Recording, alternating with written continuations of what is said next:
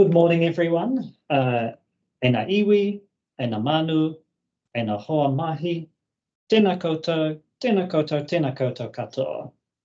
E mihi ana ki a koutou, kua tae mai ki te tatou tēnei kaupapa.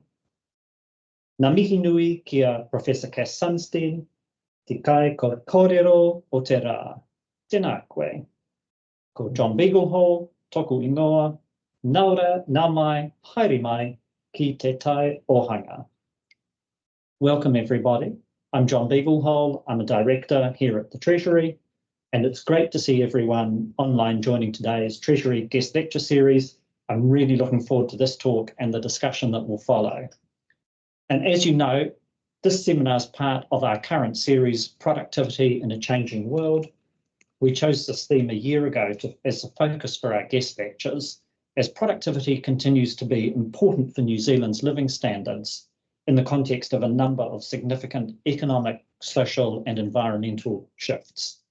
And with the help of our wide-ranging expert speakers, we explore how these trends will impact New Zealand's economic performance, productivity, and as well as the sustainability and sustainability and resilience of our economy.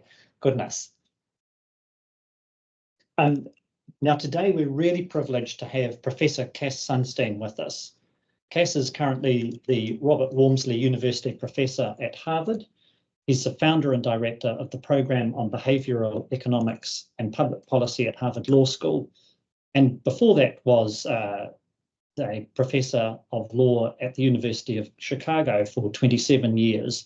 He was known there not only for the excellence of his lectures, but also for the excellence of his dog, which was an enormous shaggy dog that lived in his office, much to the delight of all of the students. Beyond that, in 2020, the World Health Organization appointed him as chair of its technical advisory group on behavioral insights and sciences for health. From 2009 to 2012, he was the administrator of the White House Office of Information and Regulatory Affairs. And after that, he served on the President's Review Board on Intelligence and Communications Technologies and on the Pentagon's Defense Innovation Board. He's currently a senior counselor in DHS, but he is speaking solely in his capacity to us today. Beyond all of these important public service positions, he's the author of hundreds of articles and dozens of books. I think the one that he is most well known for, and probably the one that people will be most familiar with, is called Nudge, Improving Decisions About Health, Wealth and Happiness with Professor Tala, which is an excellent book and now has come out in many editions. So if you've only read the first, you can now read the subsequent. During today's session, Cass is going to share his insights on how nudge theory has developed over the last 15 years. Now, nudge and the theory of nudging has been really influential across the world in highlighting the opportunities to change behaviours and support policy objectives without spending lots of money. And in the fiscally constrained world that we live in, those sorts of insights on how we improve the effectiveness of policy interventions are really invaluable. I'm looking very much forward to gaining new insights from Cass's presentations. In fact, we were discussing with him just before this how New Zealand is going through a very fiscally constrained period of time, how the government really is focused on making sure that we get value for money out of every dollar of public spending, and things like nudge and making sure that we don't spend money to get outcomes. We're very interested in hearing more about that. Look, I'll now hand over to Cass, who'll present for 45 minutes, give or take. We'll then have the remainder of the time for questions and discussions. I invite you to use the Q&A function in Teams for moderating our discussion. Get your questions in there and we'll run the Q&A from here. If you've got technical queries, please use the standard chat function. So without any further ado, over to you, Cass, and welcome to the series. Thank you so much. It's a joy and an honor to get to speak to you all. I was actually slated to go to your country right before COVID hit, and that compromised our plans, but I hope in the fullness of time to be able to visit. Maybe we can put up the slides.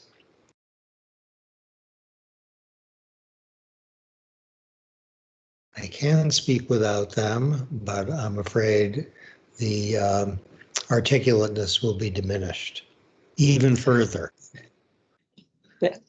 Slides are coming, prepare yourself. Okay, so see the happy people? They are celebrating nudging past, present, and future. In fact, they're so celebratory. This represents humanity and not merely college graduates. Next slide. Okay, so because I'm thrilled to be able to speak to you, I've written a little book for you. It has just 4 chapters. The first is called Humanity. The second is called Nudges. The third is called Feast, and yes, that's an acronym. And the fourth is called Sludge and Scarcity. Of these, the fourth may be the most fun, but please remember all 4 titles. There will be a test. Next slide. Okay, any book needs a preface, and I've got one for you. Next slide. That's the Oval Office with yours truly and President Obama. And I want to say 3 things about our discussion in the Oval Office then. The first is when President Obama became president, there was a very severe economic, I think crisis is the word, the Great Recession. And I used to go around the White House saying it's not regulation time, it's economic growth time. And the focus on economic growth wasn't a left of center thing or a right of center thing. It was a shared need given the economic challenges, and consistent with some of the remarks in the very kind introduction, the fiscal challenges loomed foremost. Both costs imposed on the private sector and costs faced by taxpayers were extremely salient, which meant it's not regulation time, it's economic growth time was said with a little bit of humor and mischief, but also as an orientation that the president shared. The second thing I want to say is that the notion of, let's call it smart regulatory pause button, was something that was part of the repertoire of the Obama administration. When I say smart regulatory pause button, I mean not a kind of regulation must go, whatever its content, but that a kind of pause button on costly regulation was consistent with the overall goal of getting the economy going again. And that was compatible with a number of regulatory steps to protect public safety, to protect public health, to protect the environment. But the word smart is a placeholder for careful consideration of costs and benefits. So quantitative cost-benefit analysis loomed very large in the minds of both of the people you're seeing, and the fact that it loomed large in my mind is less interesting than the fact that it loomed large in President Obama's mind.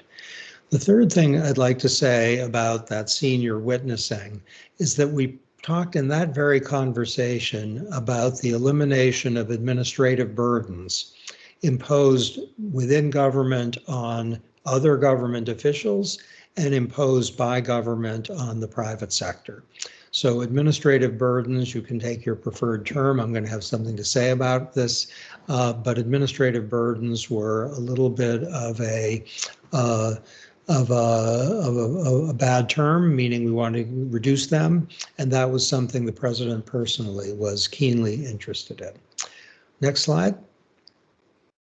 Okay, so you've heard the preface. Now you're about to hear the book, and I'm hoping all of you are ready. Not that it's particularly exciting, but it does require some readiness. Chapter 1, Humanity. You can go to that slide. Next slide. Okay, once upon a time, there was a rational actor model, and in Treasury departments all over the world, the kind of rough and ready sense was that human beings are responsive to incentives, and if you want economic growth, you should incentivize activity that will do that, and if you want economic growth, you should remove incentives that are incompatible with economic growth. And it might be that these are subsidies and taxes. It might be that there are implicit taxes consisting of regulatory impositions.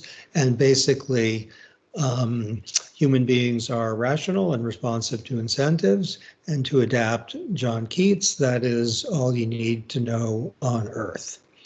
Next slide. Okay, you're seeing here the friendship that changed the world, as it's sometimes called.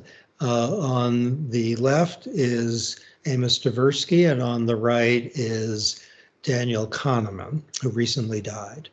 The Big Bang, as it's sometimes referred to, I think this should be part of the repertoire of every government official, occurred in 1969. When the question was, what would happen if the two people you're seeing on screen met? And that was an interesting question because the one on the left, Tversky, was believed by all to be the most charismatic and probably the smartest person around. He was a little like an Olympic athlete who would win gold in every event. He was also magnetic. He was humorous. He was irresistible. When he walked in a room, everyone shortly thereafter was smiling and in awe. I know of a time, because I was around at a time, when there was a widespread international intelligence test that was regarded as infallible. Your intelligence could be measured by how long after meeting Amos Tversky you realized that he was smarter than you are. That was the intelligence test. Tversky was also hilariously funny. He was a little like Elvis Presley or Taylor Swift. He was charismatic. He said he was an optimist, and it's rational to be an optimist because if you're a pessimist, you suffer twice. Told by professor colleagues that they were studying artificial intelligence, he said, "Oh, I don't study artificial intelligence. I study natural stupidity." Kahneman, by contrast, was, until very recently, and he was a dear friend of mine, so I say this with some grief, he was recessive, self-critical, pessimistic.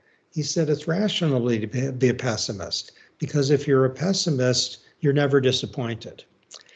Kahneman was thought by the people who knew him to be maybe almost as good as Tversky, and the question is what would happen if they met.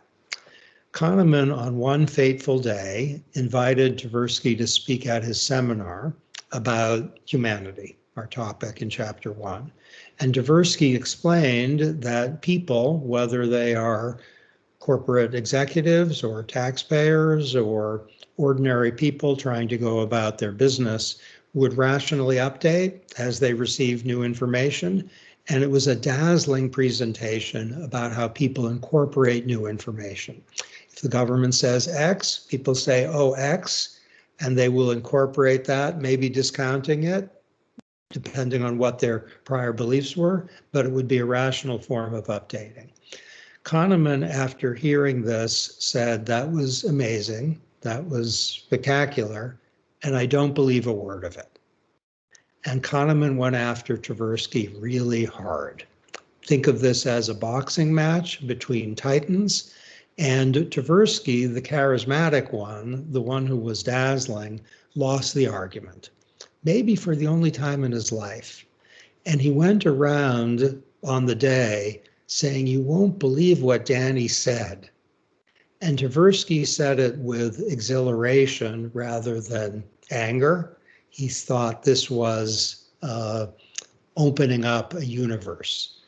This inaugurated a research program for 12 years approximately, in which their wives were jealous of the two.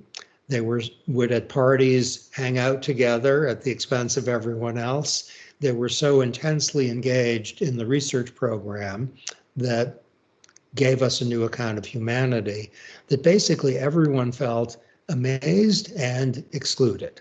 Next slide.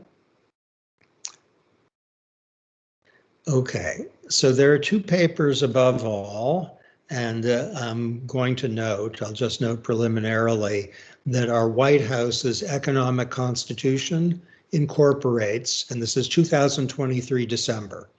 2023 December, the Treasury Department was indeed involved. Our economic constitution incorporates everything I'm about to tell you.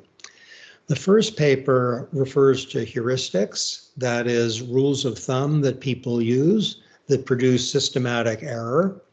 It's the case, for example, that doctors, in deciding what to do, are influenced by what readily comes to mind, even though that can lead to systematic errors. If what readily comes to mind is, let's say, a set of diseases they've recently learned about that aren't really statistically likely to happen.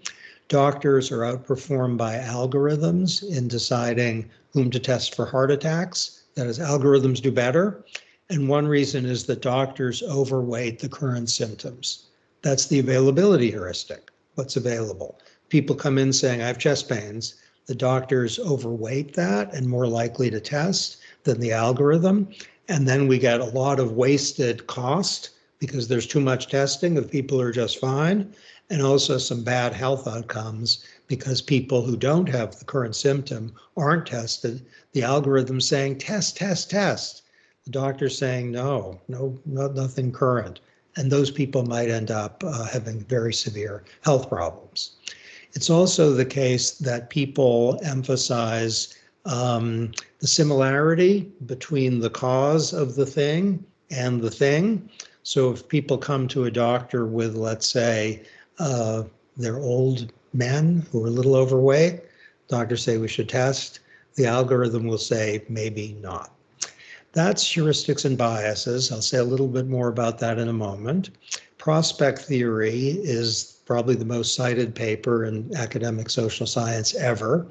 It's a spectacular success. It's reoriented the field.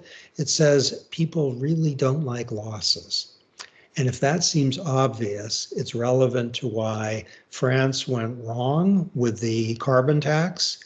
And it's also relevant to how to handle losses that disturb people. I'll have something to say about that.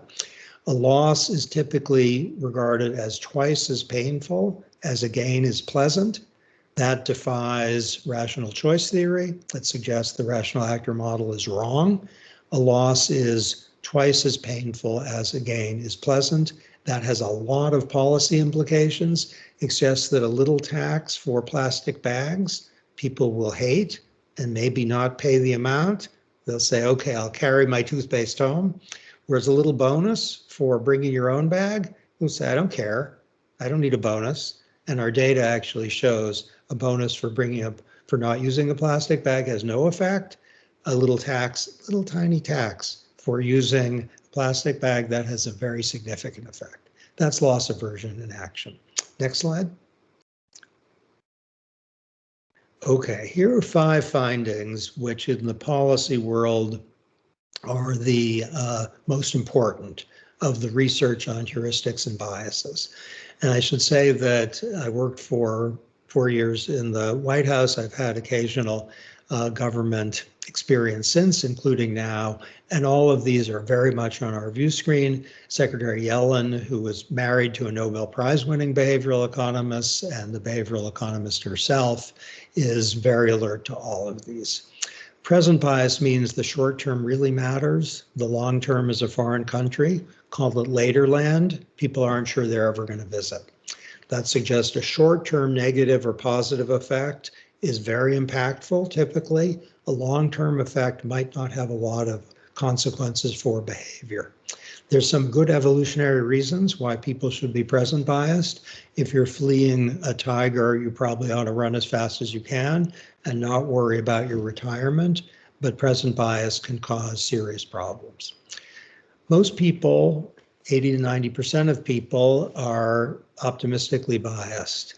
They tend to think that they're less likely to get in economic or health trouble than most people. 90% of people have been found to think that they're better than the average driver. Entrepreneurs are really optimistically biased. They have an unrealistic sense of the likelihood they'll do well. That's probably good for performance, but it's not good for prediction. About 94% of college professors, I say with despair, believe they're better than the average college professor. I won't tell you whether I fall within the 94% or the 6%. Approximately 100% of people believe that they have a better than average sense of humor. That's because they know what's funny. Smokers have an accurate sense of the statistical risks of smoking, but they've been found to think that they themselves are less likely to get lung cancer and heart disease than the average non-smoker. Pause over that if you would. Accuracy about statistical risk, inflated sense of personal immunity from risk, even compared to non-smokers. Present bias and optimistic bias can create productivity and economic energy. They can also create a lot of trouble. Inertia means that changing from the status quo is often more painful, have you so observed, than it ought to be. And changing from the status quo always involves a cost, but the status quo often has a magnet associated with it. It has a halo around it. There's something even called status quo policy bias, which suggests if you merely describe a status quo as the policy, people tend to like it better on average. That's a very peculiar finding. It suggests that moving from an existing state of affairs inside government or outside government will often attract more negativity than it ought to. I'm expecting that you've all observed that. I certainly have. And it's because inertia is a powerful force. Loss aversion, as noted, means a loss from the status quo. It has a big red light associated with it. A gain from the status quo has a nice green light, but it's not as green as the red light associated with a loss is red. Limited attention may be the master concept here. It suggests that the number of things to which even extremely intelligent, informed people can attend is a subset of the things that matter. This can create problems for companies. It can create challenges for economic growth. It can mean that tax subsidies are going to have less of an effect on behavior than is anticipated, just because people aren't attending to them as much as rational choice theory would expect. Now, what's cool, that is the technical word, maybe awesome is a better word for these 5 findings, is they suggest not that there's unpredictable and random departure from perfect rationality, but there's systematic departure from rationality in predictable directions.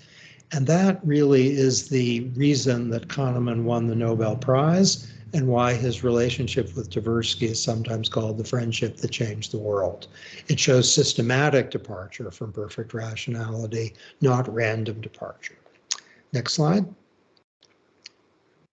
Okay, here is OMB Circular A4.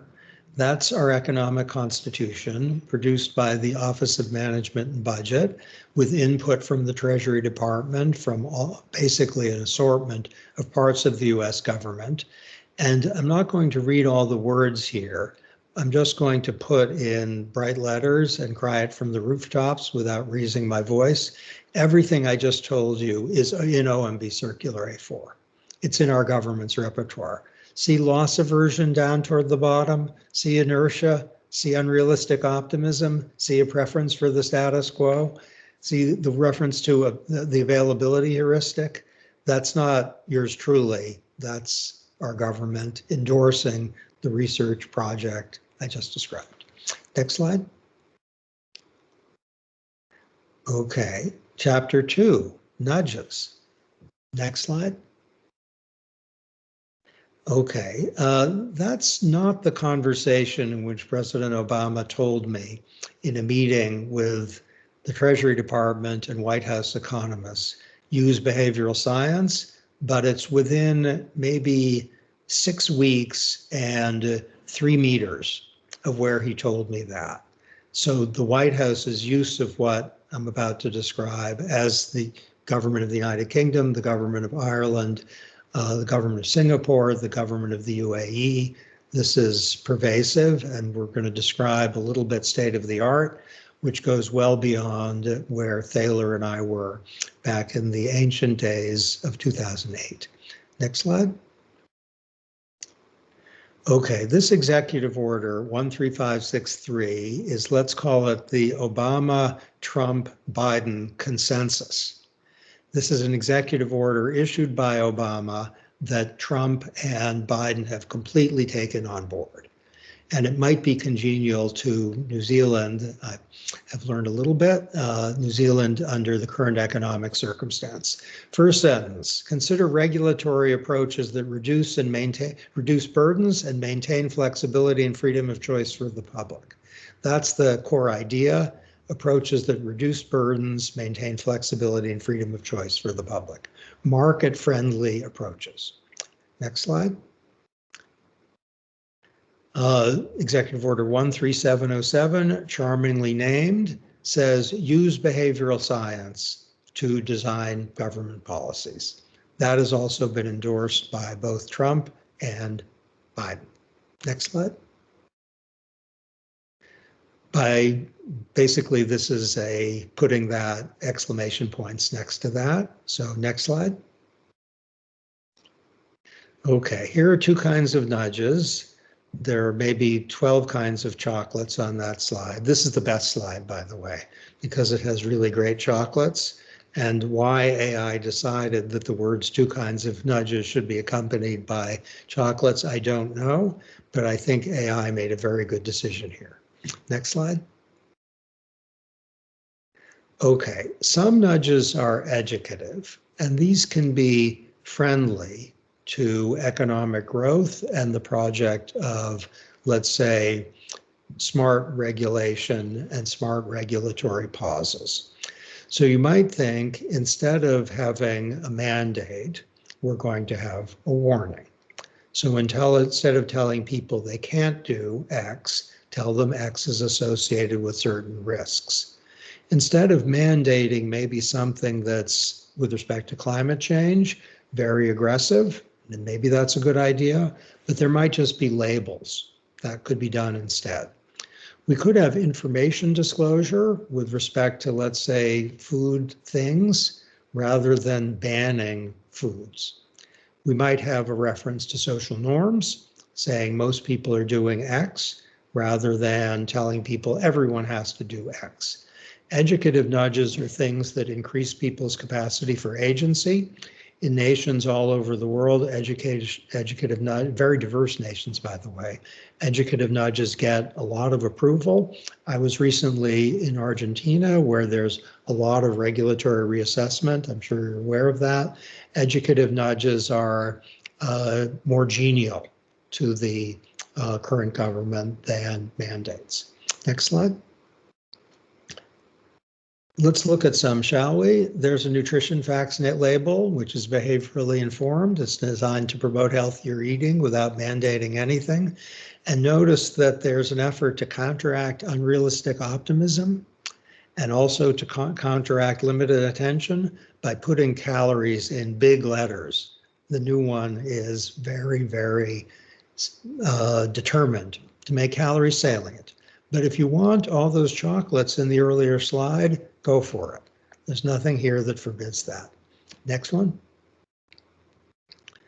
This is our environmental label, which is maybe a little too cluttered, but it's designed to counteract present bias. See in the big letters how much money you save over 5 years compared to the average new vehicle?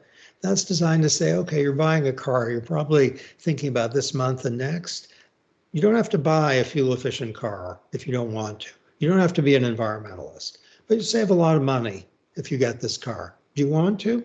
It's up to you. It's a nudge that's educative, that has the big bang, the emphasis on departures from perfect rationality in mind. Next slide. This is our graphic warning for cigarettes. I know there's a lot of activity in New Zealand on that, and it's gone back and forth. Just take that as an educative nudge that has an emotional punch. Next slide. This is the funniest slide I have, and I know you're not laughing yet, but I'm going to try to encourage at least a smile. There's a law designed to require disclosure of genetically modified or bioengineered foods. And this was sought by people who didn't like genetically engineered or bioengineered foods. It was a regulation sought by people who wanted to have something like a warning. Does this look to you like a warning? Does this look really scary? When you look at this, do you think, oh my gosh, bioengineered, I better run? Or does it look like it's kind of green and sunlight and there's nature associated with it? Okay, here's, I think, I wasn't in government at the time, I think the theory of the case, that this particular label should not scare people. That the health effects of bioengineered food are not negative. That the environmental effects of bioengineered food are not negative. A label that would scare people would compromise economic growth and mislead people. Our technical people, basically under both Republican and Democratic administrations, have thought, don't worry about this. And the label is a nudge that isn't designed to scare people. It's designed to inform people and maybe make them smile a little bit. Next slide. Okay, some nudges are architectural. Some nudges do not educate, but they are designed to promote one form of behavior rather than another. A true story from the District of Columbia, where I live about half the time, is that parents of children have an opportunity to use an app on their phone that helps them keep track of their children's educational progress. And the app is really good. It's good for education. It's good for the economy. It gets children educated. It's terrific. But if parents are asked, do you want to opt in? The percentage who you do is about 1%. That's terrible. If parents are automatically enrolled, meaning they get the app on their phone unless they say they don't want to, the percentage who use it is over 95%. And the data suggests that using it is really associated with good educational outcomes for kids. That suggests opt-in and opt-out. The difference is often very significant. In fact, on average, under an opt-out design, there are the percentage of participation is 26 percentage points higher than with opt-in. So 40% with opt-in, 66% with opt-out, even if it's really easy to opt in and really easy to opt out. In Switzerland, the diminution of greenhouse gas emissions and environmental improvement have come in significant part from an initiative that didn't mandate anything. People were just automatically enrolled in green energy unless they want to opt out. That's the policy. And think of this as a story, a true story that can be used for many policies, and the architectural intervention preserve freedom of choice. If you don't want green energy, you want to save some money, fine. Next slide. Okay, so there are architectural interventions that involve making something salient. Maybe it's on a website, forcing people to choose. You can't, let's say, get access to some program unless you make a choice. That should not come in inertia. Prompting choice, not forcing people, but saying, do you want this? And that makes something visible. And if you have limited attention, you will attend to that because you're asked. Or just features of design. Next slide. Okay, the current demand for behavioral expertise is off the charts because many of the interventions that are educative or architectural cost little or nothing and have a significant impact. There's a paper that has approximately 189 authors. I'm one of them, I believe, but a very unimportant author that tests cost effectiveness of nudges compared to other interventions and finds that the cost effectiveness is really a lot higher. And that's not because the nudge interventions typically have a massive impact, they may or may not, but because they're so cheap that even if the impact is, pretty small, the cost effectiveness will be pretty high. Next slide. Okay, chapter 3, FEAST. This is an acronym, as I promised. It's based on decades of work, some of it coming from Europe, probably more than Europe, which has generated this acronym. Are you getting scared? What could he mean? What is FEAST? Here we go. Next slide. Here's our guy, our White House guy, but it's going to surprise you. Next slide. That's Danny Kahneman, who recently died.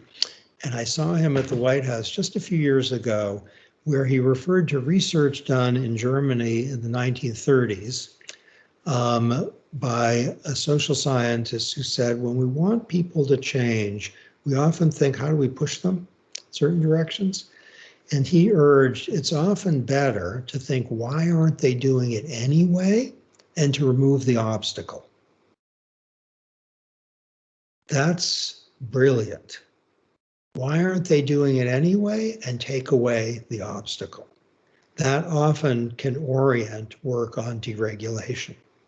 Next slide. Okay, E in the framework is for easy. In Germany, in the United Arab Emirates, and in Ukraine, there have been sustained efforts to make desired conduct easier, just to take away the obstacles. And while that might seem kind of bland, it really isn't. In the US government, we recently extended employment authorization from 180 days to 540 days, which made American employers who need those people essentially dance in the streets, and made the relevant people who were authorized to work here not have to worry about a complicated reappointment, reauthorization process, not exactly dance in the streets, but breathe a very large sigh of relief. In Ukraine, UAE, and Germany, there are sustained efforts to use E in the FEAST framework as a foundation for reform efforts. Take-up of beneficial programs is often in the range of 40 to 60%. The word yuck is, at least in my country, the word for kind of disgusting, and 40 to 60% is disgusting. Next. S is for social, just emphasizing most people are now doing X. That can be a beneficial way of prompting the desirable behavior. Next slide. There are different kinds of norms, the majority and the emerging. And let's just notice that drawing people's attention to an emerging norm can often create a self-fulfilling prophecy. Next slide. Okay, T is for timely in the FEAST framework, and there's a lot of research on this, but to give people clarity about what's permitted or desired at the right time is often highly desirable. I'm not telling you the A in the FEAST framework yet. It refers to attractive, and I know New Zealand has done a number of things that make desired conduct attractive, and that is often really effective. E for easy, that wins the gold medal. A for attractive, that doesn't win any medal, but it's important. S for social wins the silver medal. T for timely doesn't win any medal because the bronze medal goes to the F. Next slide. Are you scared? Do you think he's going to use a bad word? No, I'm not going to use a bad word. Next slide. Fun, to make something fun. And this has been done by Amazon with something called frustration-free packaging. That's really fun to get a shaver that works. I hope you see evidence that it works, the shaver. And the shaver comes in a package that has no paper and no wires and no plastic. There's the razor, frustration-free packaging. This is also a money saver for Amazon, and it's also green, No plastic, no solid waste, but they call it frustration-free packaging. Pepsi markets two diet drinks, Diet Pepsi and Pepsi Max. Guess which one typically does better? Pepsi Max. Is that because it's more delicious? Maybe. Is it because Max is fun and Diet isn't? I think so.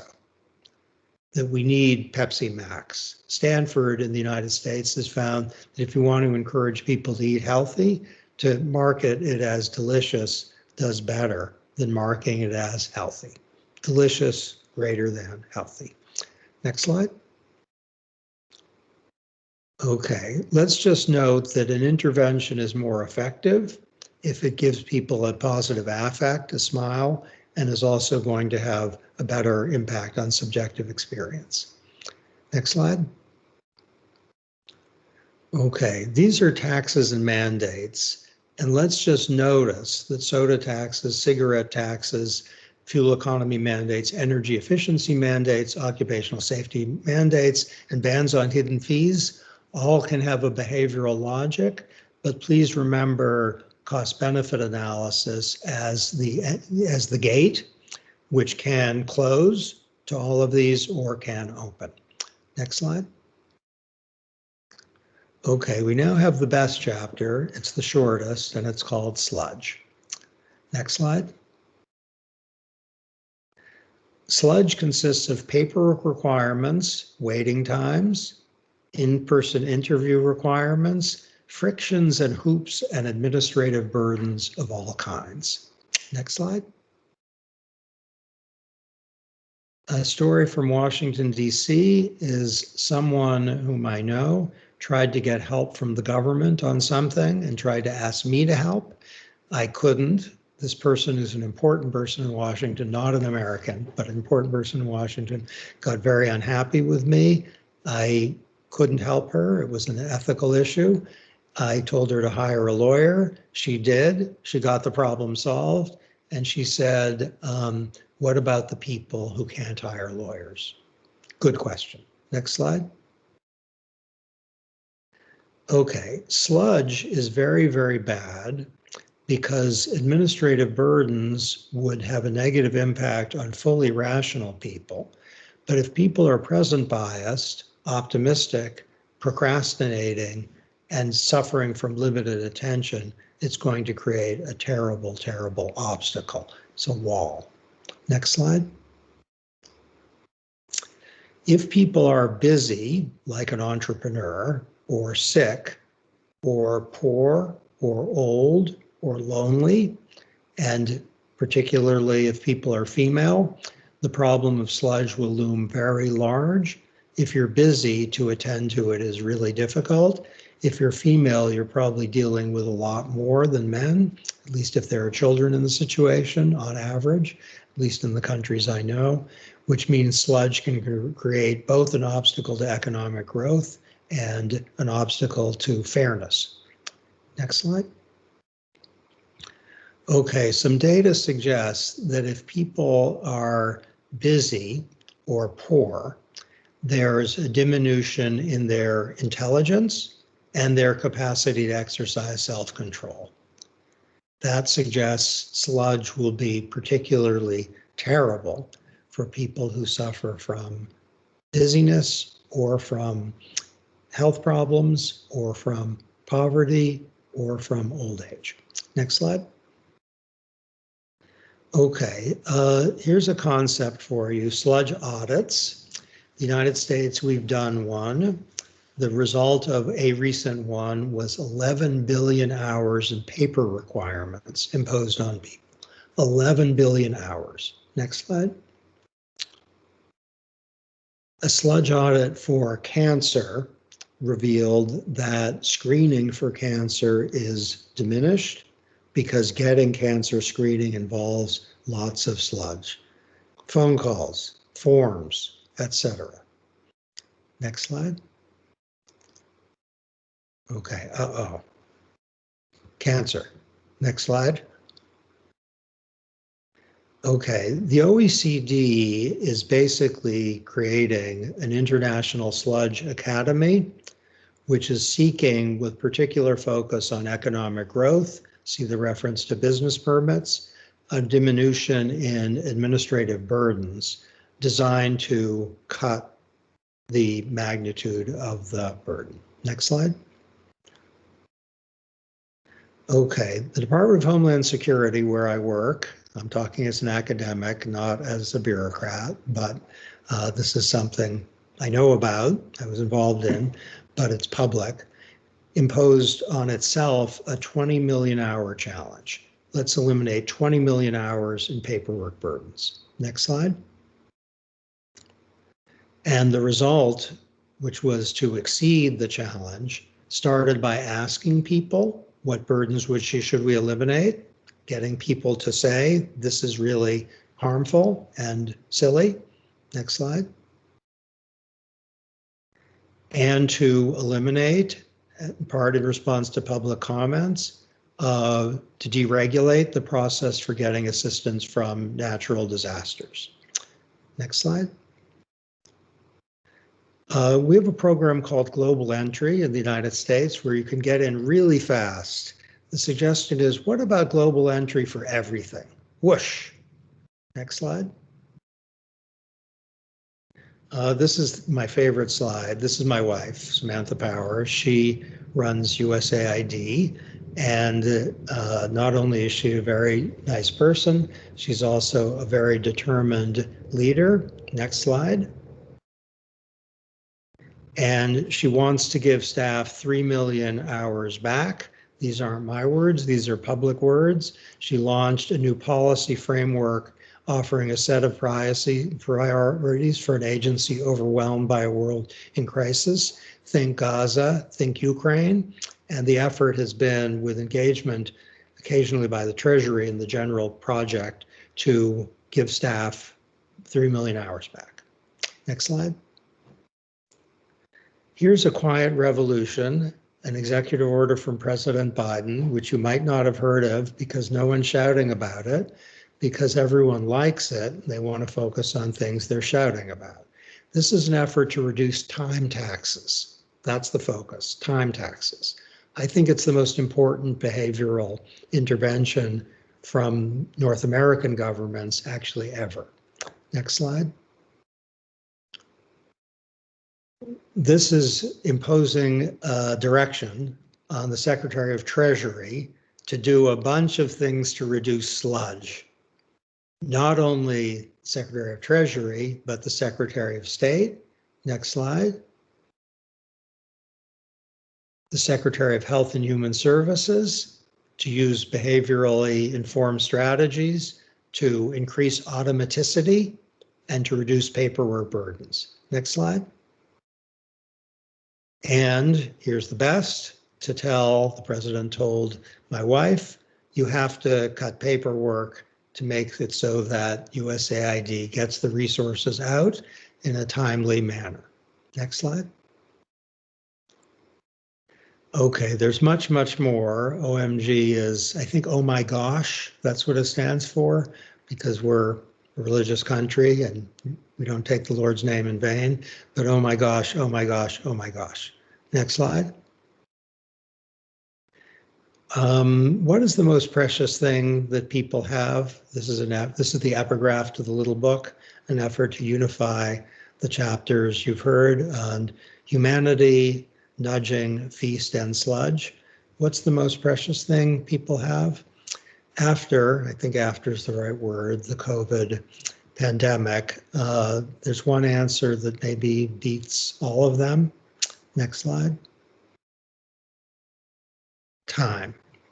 Let's find, shall we, ways to give the people of our respective countries more of that. Thank you.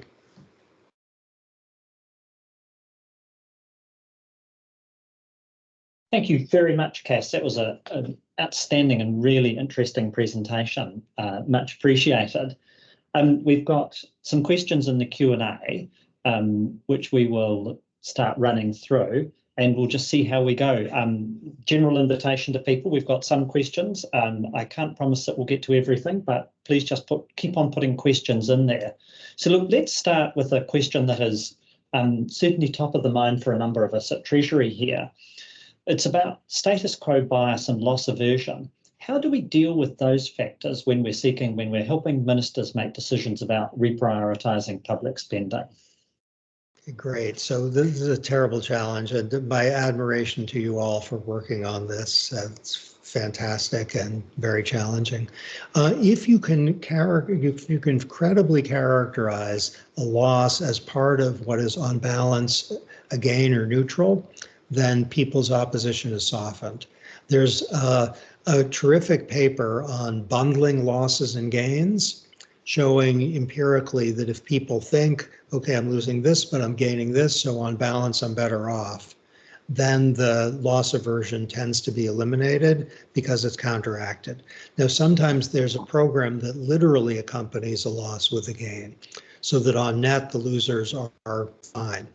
In other cases, the gain is more diffuse, and the economy is going to grow and you're going to be better off. And that's less obviously credible than the money you're losing, you're also getting back.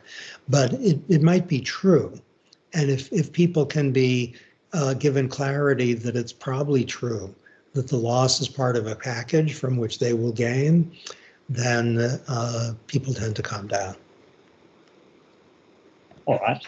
Thank you. I think the interesting question is that there are people who feel that some of the losses are ideologically driven. So, but having those discussions can be harder. That's an extremely interesting insight. How do we deal with habit formation when we're thinking about nudges? Okay, so if it's a habit we want to discourage, let's say it's alcohol consumption, then there are two populations. There are people who might become problem drinkers, let's call them, and then there are educative nudges about drinking that can help, that might be a form of just informing people about the risks associated with excessive drinking. I'm smiling, by the way. Shall I tell you, my wife, in addition to working in the U.S. government, is Irish by childhood and by family, and I don't drink. And when I go to, just because I don't like it, when I go to Ireland, it's a problem because I turn down the drinks and people think, oh, either he's an alcoholic, which is bad, or he's really moralistic about drinking, and that's worse. The signal of not drinking is either I got a real problem or I've got an even worse problem. I'm a terrible moralistic person. Okay, but so we don't want to make people feel that they're surrounded by judgers, but if we can nudge them to think that excessive drinking is dangerous, that's one way to stop a habit from forming. To reduce a habit, you have to increase the cost of sticking with the habit. So if people have a problem with respect to health or something, a tax on the behavior of one or another kind, that's not a nudge, that's an economic incentive, can be helpful. Or with respect to take your pick of unsafe or unhealthy behaviors, often habits have switched because people are nudged to think this habit really isn't very good for me. And think of, at least there's a lot of angst about things that didn't go well in the response to COVID in various countries. But in New Zealand, which I followed closely, a large number of things did go well. And they're crowded out sometimes in all our countries by the noise of what didn't. And look at how the habits changed. Whether it involves where you work or whether you wear a mask, whether there's social distancing, people were nudged. They were also incentivized, but they were nudged. I suppose related to that is how do you assess whether a nudge has worked? There are some nudges where perhaps it's easier, but where you're looking to do longer term behavioural changes, how do you sort of work through the signal to noise ratio of that plus everything else that's going on? What a great question. Thank you for that. So it might be that you try 17 things, some of which are nudges, some of which are incentives, and then lo and behold, things have changed. And there's just no way of knowing what contribution the nudge made. Now, in experimental settings, you can have randomized controlled trials, and you can isolate the nudges, and there's a ton of things on that. Whether the experiment generalizes to the real world, whether it has external validity, is a fair question. There are a number of times where nudges have been piloted, and there's a population that's the same as another population, and we see whether the nudge has an effect, and sometimes it does, sometimes it doesn't. I regard the failure of a nudge to have an effect as a success. It shows either that freedom worked or we've learned something. There's some of the cool kids, the teenagers who the other teenagers follow in terms of adults in government and in academics. The cool kids are very worried that nudges don't last. There's a new paper that talks about that. There's a paper by Thaler, my collaborator, called When Nudges Are Forever, which shows that if you automatically enroll people in something, basically that lasts forever. So default rules shifting from opt-out to opt-in, from opt-in to opt-out, that typically has a very long-lasting effect. If people are automatically enrolled in some kind of plan, as a first approximation, that just lasts. If people are incentivized to save money with energy conservation strategies, let's just say they're nudged rather than incentivized by being told the money they can save money, etc. That won't last if you do it once. You have to do it basically for 18 months, and then they develop the habit. Then you don't have to do it anymore. So it depends on, an architectural nudge will typically have a long-lasting effect. An educative nudge is less reliably going to have that until it becomes part of the repertoire that people have in their mind. So it's like brushing your teeth. It's what you do. You don't have to be, I'm pleased to say I don't have to be nudged to brush my teeth. My children don't have to tell me, hey, Dad. It's just part of what I do. Okay, that's useful. There's several questions that would be useful to turn to around sort of the structural background to nudges. So I think the first one, a critic might argue that nudges allow the government to save people from themselves without having to tackle harder structural issues around poverty, education, housing affordability. Are nudges a bit of an easy out for policymakers? You know, you can do this stuff, which might be sort of the icing on the cake without dealing with the underlying issues that have perhaps driven the behaviour that we think is undesirable or we'd like people to change from. Okay, this is a great question. So I'm thinking that it's very important to specify the problem we're focused on. So if we're thinking, let's suppose we have a certain view on climate change, a view associated with, let's say, the left, then nudges are desirable because they will increase resilience if there's good ones, and if they will reduce greenhouse gas emissions. But from the standpoint of people who are, very, very concerned about climate change, they're pretty small potatoes. And if you share the substantive view of the people I'm holding, then it's completely right to say that you want not just nudges, but other things. That's fair. It's also the case that nudges and the stronger stuff, let's call it, can march hand in hand, or they can be alternatives, and it's a policy decision which you want. In my country, can you tell from my accent what my barbaric accent, what my country is? Hearing your, much more elegant voice, I think that I sound like those people on TV who have American accents. That's how I sound. That's terrible. Who knew? But you could think with respect to smoking, I know New Zealand has had a range of thoughts about that, but you could think prohibition is too strong and nudges are just right. And nudges with respect to smoking aren't easy to get, various interventions in some countries that discourage smoking. That's hard. The fuel economy label you saw, that wasn't easy. That was hard. That took a long time. Take your pick of problems. I don't think abolishing I'll put my cards on the table here. Abolishing gas-powered cars in 2024 is a really not good idea. Nudging people to move in the direction of electric cars is a good idea. And it depends on our policy. If we want to, suppose you have a country where there's a lot of murder, and any amount of murder is too much murder. You don't want to just tell people, please don't murder, or murder is awful. You want to prohibit murder. So both are good.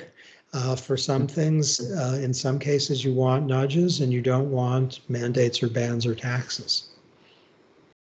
And I suppose even if you do have mandates or bans or taxes, there's then a question around how do you encourage people to comply or make it easy for people to comply with those, and that maybe where some of the behavioural economics insights can come in.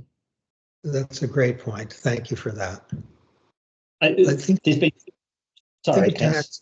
No, your point is great. Think of tax compliance. In many countries, tax compliance is imperfect, and tax compliance is mandated, but nudges to promote tax compliance are low cost and sometimes big revenue producers.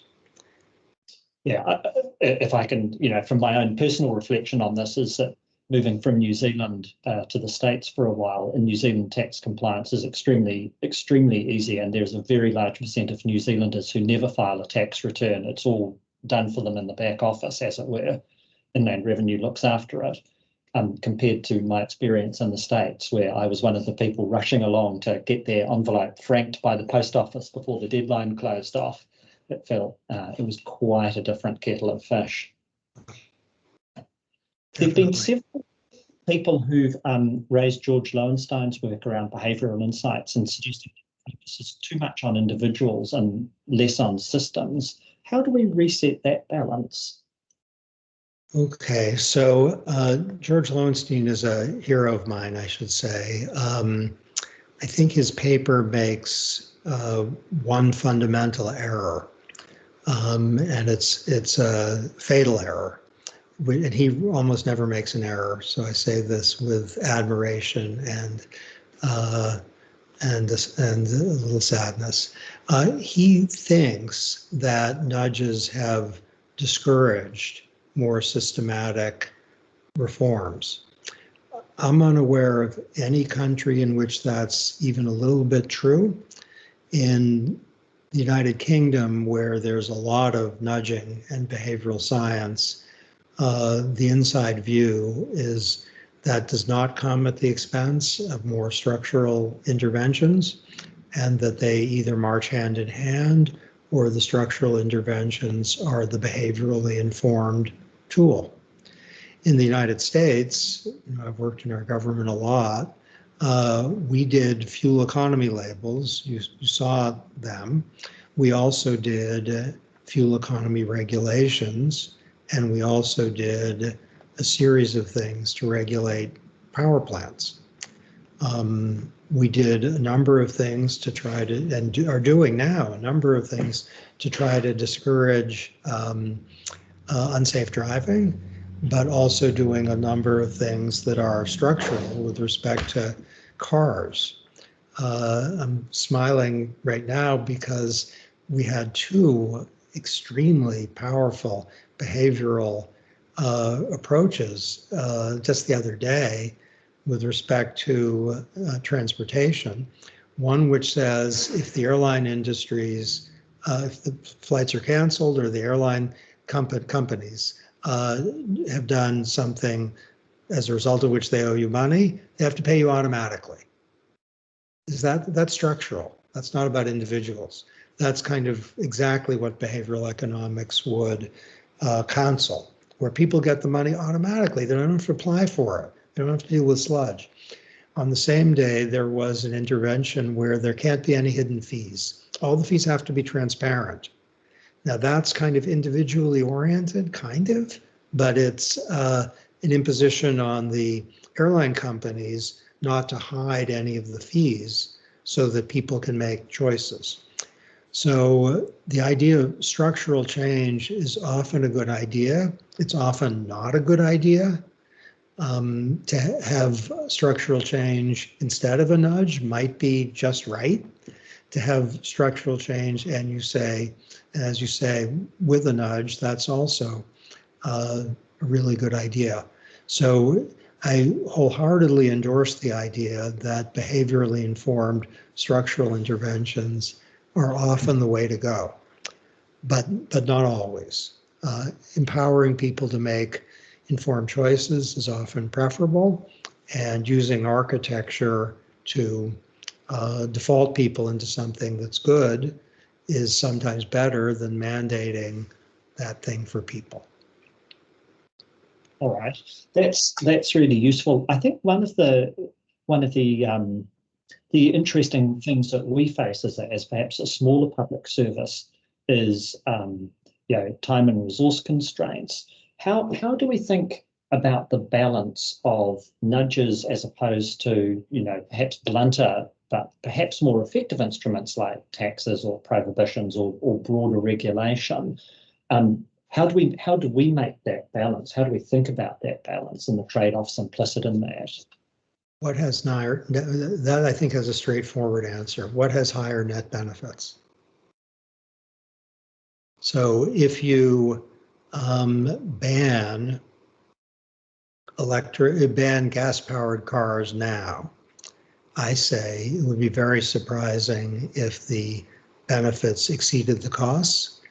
If you did nothing about greenhouse gas emissions from air pollution in, say, Canada, I say you highly likely have left high net benefits on the table. If there's a nudge, let's say, that saves, X number of lives a year, and X isn't tiny, and that prevents the following in economic costs, the costs of the nudge are likely to be really low, so the net benefits are likely to be positive. Are they high enough to make the thing worthwhile? Well, you might have to speculate a little bit. So when I was in the White House, net benefits were my church. They were my lodestar. And if you had a regulation that had, billions of dollars in net benefits, then you're going to do that. A nudge would be surprising if it had billions of American dollars in net benefits, but it wouldn't be surprising if it had millions of dollars in net benefits. And since the costs are really low, go for that. But if you have something else that has much higher net benefits, by all means, that's the thing to do.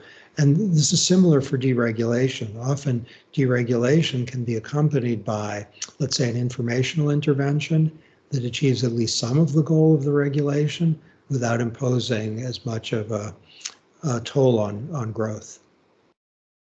That suggests a pretty heavy reliance on cost-benefit analysis.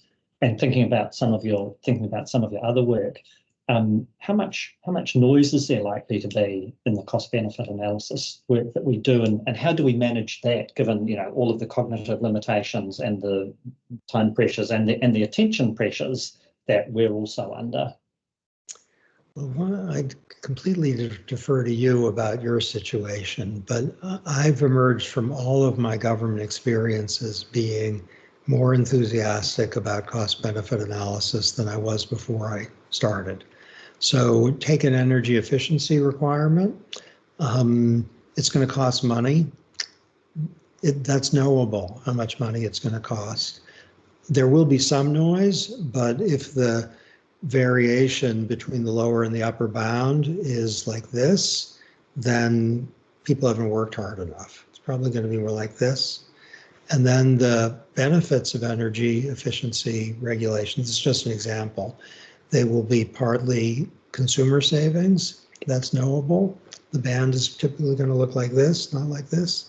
And then there's going to be environmental savings. And to specify what those are, it's not that challenging in terms of reduced pollution. To turn the benefits of reduced pollution into economic equivalence also isn't that hard. They're standard operating procedures.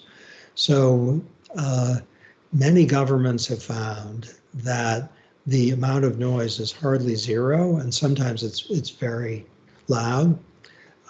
But what are you going to do if you don't know the costs and benefits? How would you know there's a regulation that involves something? How would you know whether to do it? Unless you have a sense of how much it's going to cost and what it's going to provide. I had a very illuminating discussion with a Canadian regulator who said, we don't really do cost-benefit analysis. So what do you do? They said, we get the relevant stakeholders together and ask them to discuss what they could live with. And he thought of me, I guess, with my interest in cost-benefit as being not that democratic and kind of economistic in a bad way. And I thought of his approach, I really liked him, but I thought it would be a miracle if what the stakeholders agreed to was the thing that was the interest of Canada. They might agree to something that is terrible for Canada.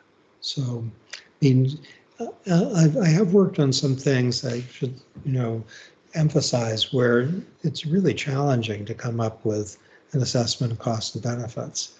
But you might say, just acknowledge that there, or you might have a strategy saying the costs we know are X, the benefits we don't know, but at a lower bound, the benefits are this, and that's higher than the cost. So let's do it. Or at an upper bound, the benefits are that, and that's lower than the cost. So let's not do it.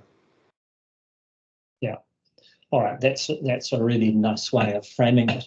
I think for our final question, there's been interest from a number of people about what might be the most effective types of nudges that overcome the strong present bias to not take action to lower greenhouse gas emissions. And you've touched on this a wee bit, but be interested to hear you expand on that. Yes, automatic enrollment or switching the default. So a homely example, homely in the sense of home rather than like an ugly thing, is my computer has automatic double-sided printing. And in Southern California, people are automatically enrolled in green energy. That's just, they're automatically green. And that is very, very effective way of overcoming present bias and inertia. All right. Great.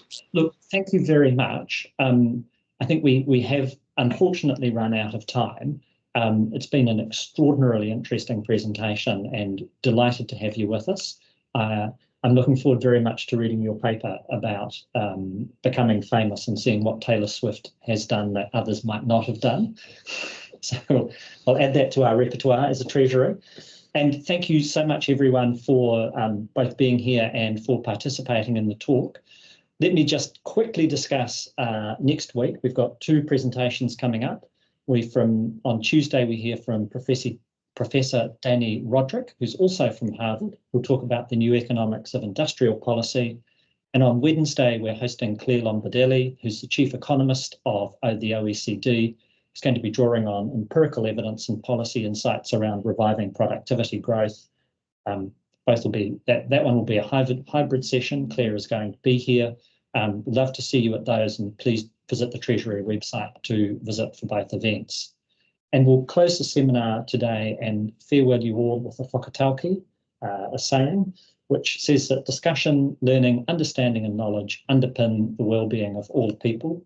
Mā te kōrero, ka mohio, mā te mohio, ka marama, mā te marama, ka mātua, mā te mātua, ka ora te iwi. Aumie, uie, taikie. Thank you once again, Cass. It's been a real pleasure, a delight having you here. Thank you all for participating today. Mā te wā.